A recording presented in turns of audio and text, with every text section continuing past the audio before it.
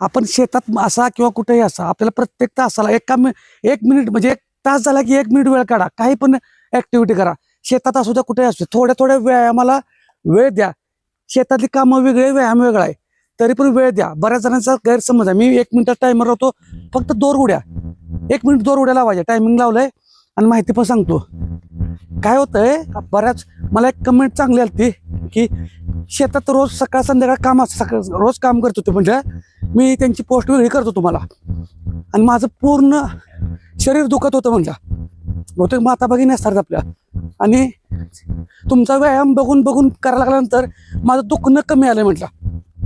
म्हणजे बघा, शेतात काम करतायत आणि दररोज शेतातली कामं असतात, म्हणजे त्यांना सुद्धा व्यायामाचा फरक पडतो. त्यामुळं व्यायाम हा वेगळा आहे, काम हे वेगळं आहे. थोडंसं लक्ष द्यायला पाहिजे आपल्याला. ज्यांचं गुडघं दुखतायत त्यांनी फक्त एवढंच 1 मिनिट भर चालायचं. बाकीच्यांनी, ज्यांना धाप लागते, BP शुगर आहे, नॉर्मल एकदम, किती बघा 1 तास झाला की काही पण कोणताही व्हिडिओ घ्या, 1 मिनिटाची ऍक्टिव्हिटी करा आपली. त्यामुळे काय आहे, तुम्हाला बऱ्याच फरक पडणार आहेत. दुखायला लागलं की नॉर्मल एवढंच झालं 1 मिनिट.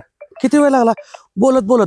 शरीराच्या हालचाली कोणा झाल्या? तुमच्या झाल्या. ह्यात काही नुकसान आहे का? काय औषध घेतलंय का आपण? काहीच नाही. ह्यात जेवढ्या हालचाली करणार तेवढं तुमचं शरीर चांगलं राहणार आहे. आणि अशाच माहितीसाठी फॉलो करा. धन्यवाद.